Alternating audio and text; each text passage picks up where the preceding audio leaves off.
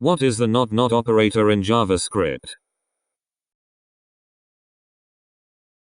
I saw some code that seems to use an operator I don't recognize, in the form of 2 exclamation points, like so. Can someone please tell me what this operator does? The context in which I saw this was, this vertical equals vertical not equals undefined. Question mark. Not vertical. Colon. This vertical.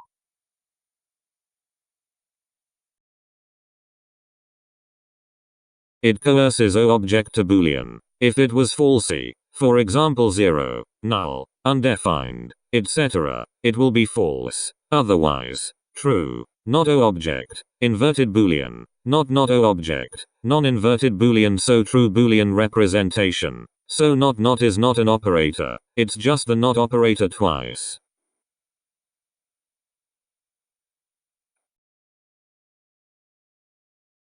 Real-world example test IE version.